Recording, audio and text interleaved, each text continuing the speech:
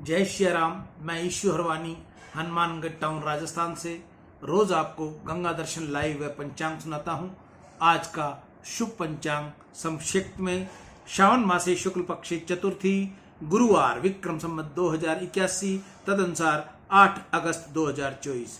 आज चतुर्थी रात्रि को लगभग 12 बजे तक की है, तत्पश्चात पंचमी। आज का विशेष दिन भद्रा रवि योग विनायक चतुर्थी। ये था आज का संक्षेप में पंचांग। कल हमने आपको कथा सुनाई थी सीता जी का स्वयंवर। आज हम उसके बाद में आगे की कथा श्री राम विवाह। श्री राम विवाह 36वां अध्याय। विश्वामित्र ने राजा जनक से कहा कि अब जानकी जी पधारे, मेरे राम को विजय माला अर्पण करे। श्री सीता जी पधारी। श्री सीता जी के सौंदर्य और श्रृंगार का वर्णन कौन कर सकता है। साक्षात लक्ष्मी का स्वरूप था। 8 सखियों दाहिनी ओर थी, 8 सखियां बाईं ओर थी। सब सखियां मंगल गीत गा रही थी। श्री जानकी जी के हाथ में सुंदर विजय माला थी। सीता जी धीरे धीरे पधारी। श्री रामचंद्र जी ने विचार किया कि यह कन्या मुझको विजय माला अर्पण करने आती है। गुरुदेव की आज्ञा हुई, इसमें मैंने धनुष भंग किया, परंतु अपने माता पिता की आज्ञा के बिना मुझे लगन करना नहीं। मैं स्वतंत्र नहीं, मैं अपने माता पिता के अधीन हूँ। सीता जी बहुत सुंदर है, इससे क्या मेरी माँ कौशल्या जी मुझको आज्ञा दे तो मैं लगन करूं। राम जी आधुनिक नहीं है, हाँ पुराने जमाने के हैं। आजकल के छोकरे तो माँ बाप की तनिक भी पूछते नहीं, ये ऐसा समझते हैं कि हम बहुत होशियार हो गए हैं। राम जी ने निश्चय किया कि माँ की आज्ञा नहीं, इसलिए विजय माला पहनने को माथा नहीं नवाऊंगा। श्री सीता जी थोड़ी छोटी थी, श्री राम जी माथा नवाए तो हो सीता जी विजय माला अर्पण कर सकती थी। श्री जानकी जी ने राम जी के पास पधारी। उन्होंने दोनों हाथ ऊंचे किए। श्री जानकी जी के हाथों में सुंदर रतन जड़ित कंगन थे, इनमें से श्री राम जी का प्रतिबिंब दिखा। सीता जी दर्शन में तन्मय हुई। राम जी अभी तक माथा नवाते नहीं थे। विश्वामित्र जी ने देखा और दौड़ गए। उन्होंने श्री रामचंद्र के कान में कहा कि मैं अयोध्या में से निकाला था, उस समय कौशल्या माँ के साथ सब बातें हो गई। दशरथ महाराज की बहुत इच्छा है कि तुम्हारा विवाह हो जाए। राम जी ने पूछा, गुरुजी लगन हो ऐसी तो उनकी इच्छा है, परंतु इसी कन्या के साथ मेरा लगन हो ऐसी इच्छा है। विश्वामित्र ने कहा, हाँ ऐसा ही है। कौशल्या माँ ने सीता जी को बहुत प्रशंसा सुनी है, उनकी बहुत इच्छा है। बेटा मैं तुमको ठीक ठीक कहता हूँ, तुम्हारी माँ राजी होंगी, माँ की आज्ञा है। राम जी ने कहा, परंतु मेरा लक्ष्मण कुंवारा है, इसका विवाह पहले करो।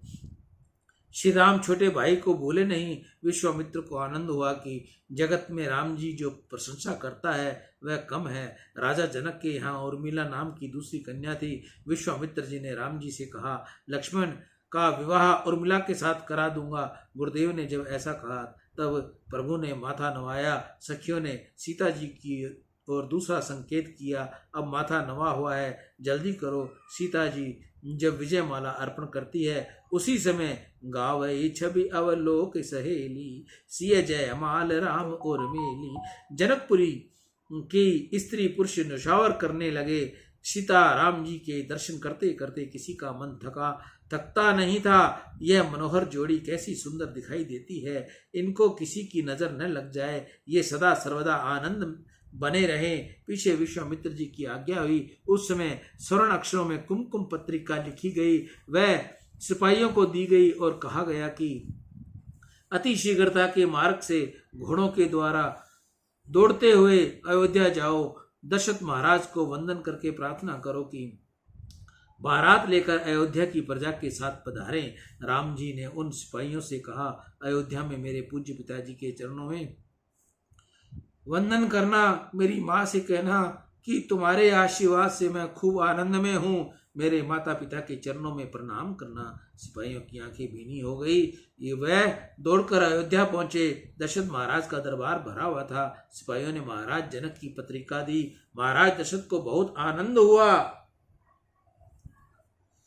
बारी बिलोकन बाचत पाती, पुलकत गात आई भरी छाती। महाराज दशरथ हर्ष से पुलकित हो गए। वशिष्ठ गुरु से प्रार्थना की। रानियों को भी बहुत आनंद हुआ।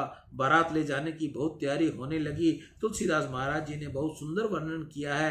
प्रातः काल में वशिष्ठ आदि के साथ महाराज दशरथ ने जनकपुरी जाने के लिए प्रणय किया। सीता ने अष्ट महासिद्धियों को आज्ञा की कि मार्ग में अयोध्या के लोक का तुम भली भांति प्रकार स्वागत करो। उन्होंने मार्ग में ऐसा स्वागत किया है जिसको जो रुचे वही तो भोजन मिला। शयन करने के लिए सुंदर शैया मिली, नाना प्रकार के वस्त्र मिले। सबको इतना सुख मिला कि सभी अपने अपने घरों को भूल गए। बीच बीच बरबास बनाए, सुरपुर सरिस संपदा छाए। आसन शयन बर बसन सुहाए, पावई सब निज निज मन भाए। नित नूतन सुख लगी अनुकूले, सकल बारात ही मंदिर भूले। श्री सीता जी का दिव्य ऐश्वर्य है। जनकपुरी में राजा जनक ने बारात का सुंदर स्वागत किया।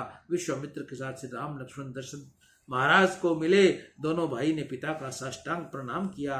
रामायण में लिखा है कि भरत बारात जनकपुरी में आई धनतेरस के दिन और लगन हुआ मार्गशीर्ष सुंदरी पंचमी के दिन और विदाई मिली रंग पंचमी के वसंतोत्सव होने के बाद।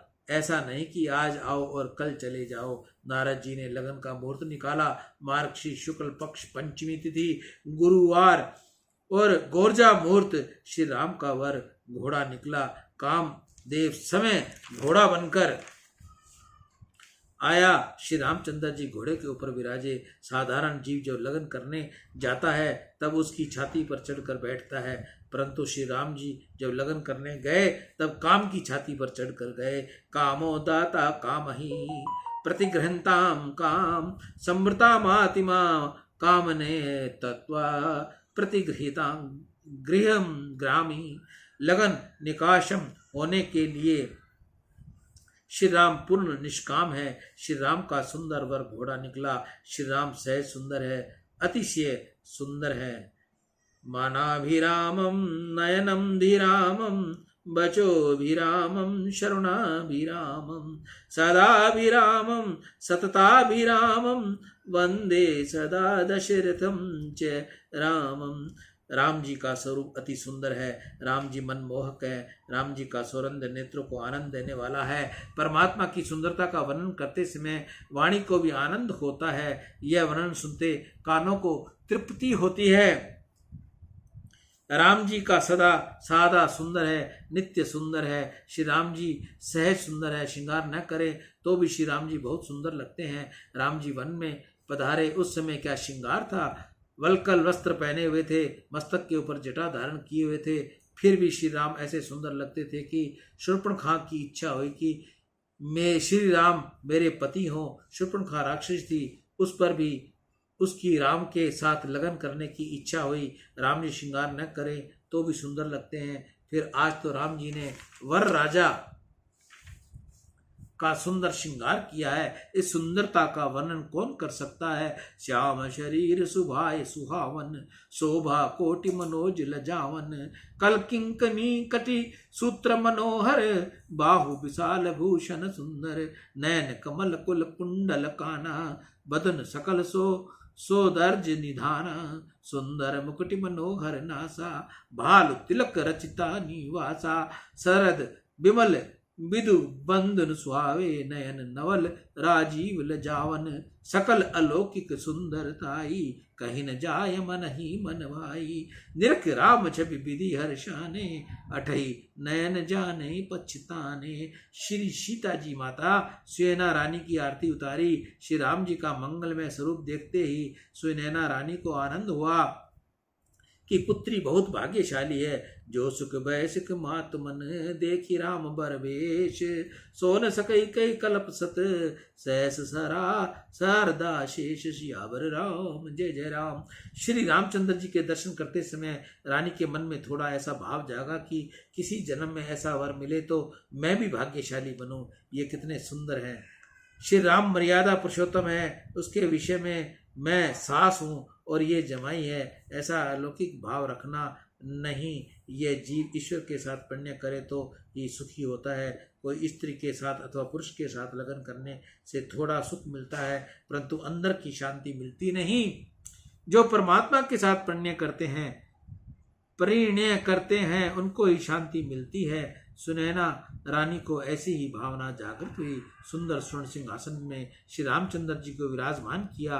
विश्वामित्र जी ने जैसे निश्चय किया हुआ था उसके अनुसार लक्ष्मण जी, भरत जी और शत्रुघ्न की लगन के साथ की गई। लक्ष्मण जी को उर्मिला के साथ, भरत जी को मांडवी के साथ और शत्रुघ्न जी को श्रुति कीर्ति के साथ निश्चय हुआ। मधुपर्क विधि से पूजा प्रारंभ हुई। पश्चात में दिव्य श्रृंगार करके श्री सीता जी को वहां से विराजमान किया। वशिष्ठ ऋषि ने अंतपट किया। भाग्यशाली वैष्णव श्री सीता जी के दर्शन करने लगे। वशिष्ठ ने मंगलाष्टक का प्रारंभ किया। राजो राजमणि सदा विजयते, रामं रामेशं भजे, रामेणां विहतां निशाचरचम, रामाय तस्मै नमे, राम नास्त प्रायणं परतरं रामस्य दशो संयहं, रामे चितले सदा भवन्तु मैं भो राम मम द्वार। उसके बाद शतानंद जी ने मंगलाष्टक बोला। अनेक मंगलाष्टक हुए। लक्ष्मण जी उर्मिला जी की लगन विधि के साथ ही थी। उन ब्राह्मणों ने भी मंगलाष्टक बोले। परमानंद प्रकट हुए। पीछे वेदी विधान से कन्यादान किया गया। 3 पीढ़ियों के पुरुषों के नाम का उच्चारण किया गया। श्री सीता जी का हाथ राम जी के हाथ में समर्पण किया। श्री राम जी से राजा जनक ने कहा, मैं कन्यादान करता हूँ, इस कन्या को तुम स्वीकार करो। प्रतिग्रहताम, श्री राम जी ने कहा कि तुम बोलो प्रतिग्रहतामी, मैंने ये कन्यादान लिया। राम जी तो बहुत सरल है, उन्होंने कहा प्रतिग्रहणामी। उर्मिला का हाथ लक्ष्मण जी के हाथ में दिया और कहा प्रतिग्रहताम, अब तुम बोलो प्रतिग्रहतामी। लक्ष्मण जी बोलने को मनाही कर दी। उन्होंने विचार किया कि मंगलाष्टक हो गया है, कन्या का हाथ मेरे हाथ में आ गया है, अब मैं थोड़ा हट करूं तो कोई बाधा नहीं। पुरोहित ने पूछा, बोलने की मनाही क्यों कर रहे हो? लक्ष्मण जी ने कहा, हम क्षत्रिय लोग प्रतिग्रहताम बोला करते हैं, प्रतिग्रहतामी ब्राह्मण बोलते हैं। जो दान मिले हम दान किया करते हैं, दान लेते नहीं। पुरोहित ने कहा, तुम्हारे बड़े भाई ने तो कहा है। लक्ष्मण ने कहा, बड़े भाई तो बोले हैं, वह बोले ही बोले हैं, मैं कोई उनके जैसा बोला नहीं, उनको तो तुम जैसा कहोगे वैसा ही करेंगे। मैं प्रतिग्रहतामी नहीं बोलूँगा, क्षत्रिय को ऐसा बोलने का अधिकार नहीं। हम क्षत्रिय राजा दान लेते नहीं, दान देते हैं। सभी को खबर मिली कि लक्ष्मण जी मानते नहीं। तब विश्वामित्र जी आए, वशिष्ठ जी आए। वशिष्ठ जी ने कहा, एक बार लगन में तो ऐसा बोलना ही पड़ता है। लक्ष्मण ने कहा, गुरुजी अन्य सब कुछ बोल लूंगा, परंतु यह ग्रहतामी नहीं बोलूंगा। पीछे तो विश्वामित्र ने लक्ष्मण जी के कान में कहा, लक्ष्मण तुम प्रतिग्रहतामी नहीं बोलोगे? लक्ष्मण ने कहा, नहीं। तब फिर विश्वामित्र ने धीरे से कहा, याद रखना, तुम प्रतिग्रहतामी नहीं बोलोगे तो इस कन्या का लगन दूसरे राजकुमार के साथ हो जाएगा, फिर पीछे तू रह जाएगा। लक्ष्मण ने कहा, महाराज लगन तो हो गई, मंगलाष्टक हो गया। विश्वामित्र जी ने कहा, मंगलाष्टक हो गया, इससे क्या? प्रतिग्रहतामी नहीं बोलने तब तक लगन पक्की नहीं गिनी जाएगी, तुमको बोलना ही पड़ेगा। लक्ष्मण ने कहा, गुरुजी यदि ऐसा हो तो मुझे कोई बाधा नहीं, मैं बोलता हूँ। पीछे लक्ष्मण जी ने प्रतिग्रहतामी ऐसा कहा, सबको आनंद हुआ। मांडवी की लगन भरत जी के साथ, श्रुति कीर्ति की शत्रुघ्न के साथ हो गई। उसके पश्चात पंगत हुई। तुलसीदास महाराज ने इसका बहुत सुंदर वर्णन किया है। जनकपुरी में ऐसा रिवाज था कि जमाई राजा जीवने बैठे उस समय कन्या पक्ष की स्त्रियां ढोलक बजाएं और जमाई सुने, इस प्रकार गालियां देकर गाए। श्री रामचंद्र जी ने भोजन करने बैठे, उसमें जनकपुरी की स्त्रियां बातें करने लगी। एक स्त्री ने कहा, अरे सखी मैं तुमको क्या कहूँ, ये राम तो निश्चय ही भाग्यशाली है कि हमारी कन्या सीता के साथ इसकी लगन हुई। मुझे ऐसा लगता है कि राम जी में कोई धनुष तोड़ा नहीं, यह तो रावण ने तोड़ा था, परंतु वह मरा अभागा था, उसने एकदम मूर्छा आ गई और इन भाइयों ने हाथ लगाया उससे टूट गया। दूसरी स्त्री बोली, अरे सखी, मैंने तो सुना है कि दशरथ महाराज की वृद्ध अवस्था आ गई है और पुत्र संतान कोई मिली नहीं। इससे वह बड़े दुखी हुए, पीछे ब्राह्मणों को बुलाया, कुछ मंत्र जाप करवाया, यज्ञ करवाया, रानियों को कोई खीर खिलाई। उस खीर को खाने से ये बालक हुए। दशरथ महाराज की रानियों को खीर खिलवाने की क्या जरूरत थी, और खीर खाकर प्रसन्न हुए बालकों में क्या शक्ति होगी। यह तो ठीक है कि राम भाग्यशाली है कि धनुष तोड़ा रावण ने और उसका क्षय भोगते हैं ये राम जी। तीसरी स्त्री ने कहा, इससे तो अयोध्या की स्त्रियां बहुत जबरदस्त है, खीर खाती हैं, बालकों को जन्म देती हैं। राम जी ने सीमित हाथ से किया, कितने प्रेम से बोली, परंतु लक्ष्मण जी को यह सुहाया नहीं, उसको खींच चढ़ गई। मेरी माता कौशल्या के लिए ये लोग ऐसा बोलती हैं। राम जी लक्ष्मण जी के समझने लगे, तू क्यों खींचता है, ये तो परिहास करती हैं, तू क्रोध मत कर। लक्ष्मण ने कहा, परंतु बड़े भाई, इन लोगों के घर में ज्ञान की कमी है, विनोद भी विवेक से करना चाहिए, ये तो मन में आए सो बोलती हैं। लक्ष्मण जी खाते खाते जवाब दिया है, अयोध्या की स्त्रियां बहुत अच्छी हैं, खीर खाकर बालकों को जन्म देती हैं, परंतु ये जनकपुर की स्त्रियां ऐसी करामती है कि इसको खीर खाने की भी जरूरत नहीं पड़ती, धरती फटने से ही छोकरियां जन्मती हैं। तुम्हारे यहाँ तो ऐसा रिवाज है। लक्ष्मण जी ने ऐसा बोलने से सबको ऐसा विश्वास हो गया कि बड़े भाई थोड़े भोले लगते हैं, परंतु ये बहुत प्रबल है। हमारे यहाँ की भी इनको सब बातें खुलासा कर दी हैं। श्री एकनाथ महाराज ने रंग पंचमी के उत्सव पर बहुत वर्णन किए। सीताराम जी अंतपुर में खेल रहे थे। माता जी के हाथ में 2 रत्न लेकर राम जी से पूछा, एक ही के 2 की?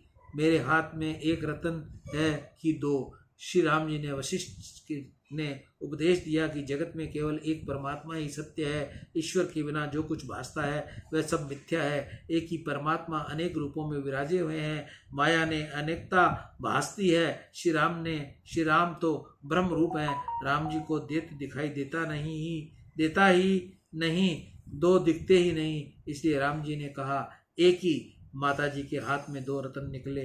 सब सखियां हंसने लगी और राम जी से कहा, आज तक तो तुम अकेले थे, परंतु अब अकेले नहीं, अब तो लगन हो गई है। अब सीता जी श्री राम जी के साथ विराजी हैं। विनोद में भी कोई राम जी का अपमान करे वह लक्ष्मण सह नहीं सकते।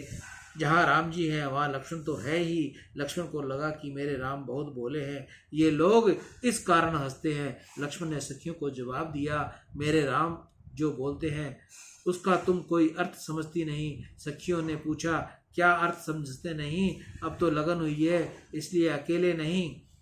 लक्ष्मण जी ने कहा, राम जी जो बोलते हैं उसका अर्थ ऐसा है कि सीता और राम दोनों एक ही हैं, लगन हुए पीछे 2 नहीं, एक ही हैं। श्री सीता राम अभिन्न है। राम, आज तक मैं अपने बड़े भाई को सेवा करता था, अब मैं रोज भाभी की भी सेवा करूंगा। लक्ष्मण ने सीता जी के चरणों में वंदन किया। सखी बहुत राजी हुई कि कैसा सुंदर अर्थ समझाया है। सियावर राम जय जय राम, मेरे प्रभु राम जय जय राम। जय मंगल भवन अमंगल हारी, द्रवौ सुदशरथ अजिर बिहारी। दीन दयाल विरुद्ध संहारी, हरहु नाथ मम संकट भारी।